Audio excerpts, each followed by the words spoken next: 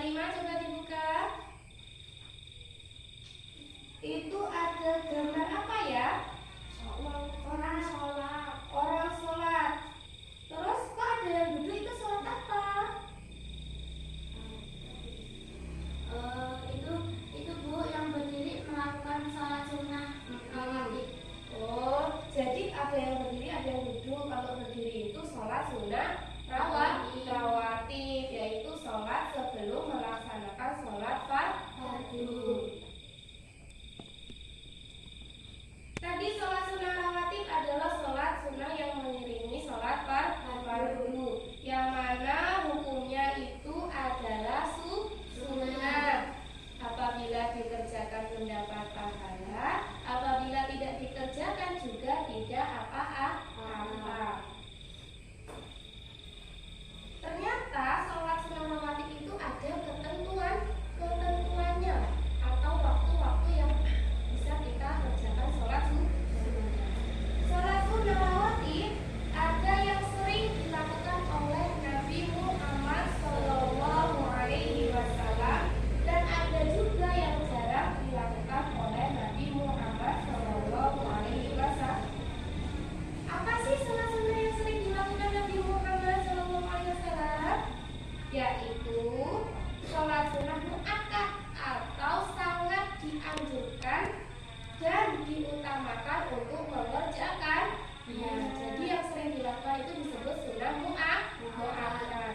Sedangkan kalau sholat yang jarang dilakukan itu disebut sebagai ghairu mu'akkad, yaitu tidak ditekankan untuk mengerjakan.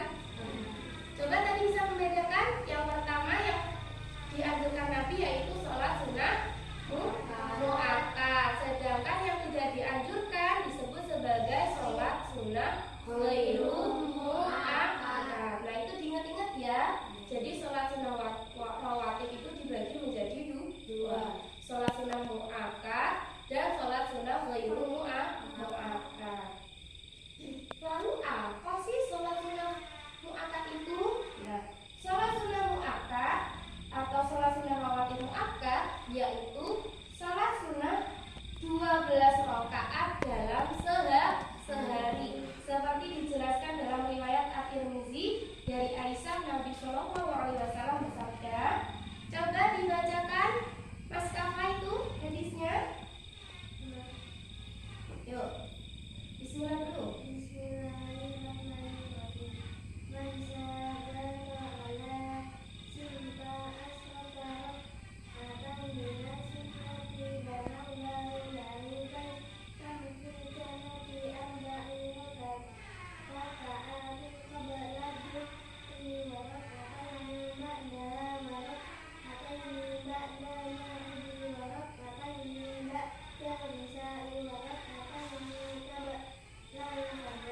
Yang artinya dibaca bersama-sama, artinya barang siapa merutikan sholat sunnah 12 rakaat dalam sehari, maka Allah akan membangunkan bagi dia sebuah rumah di surga.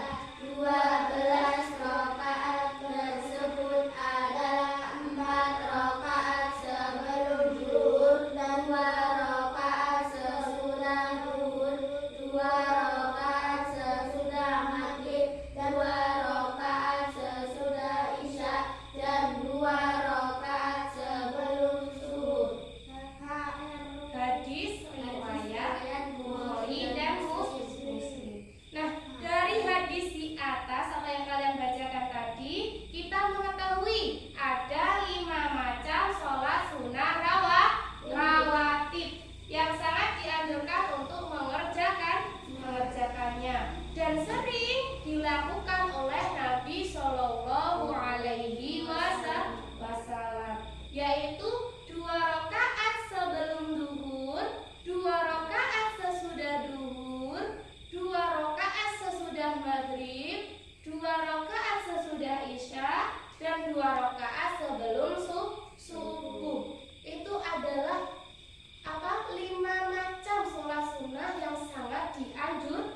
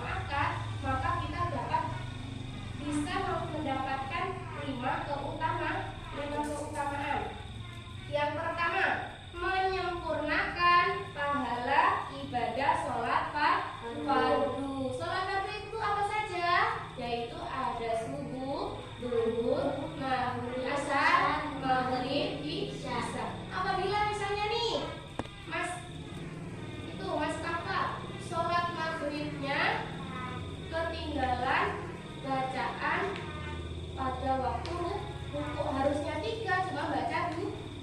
Tapi kan Mas Kafa lupa itu.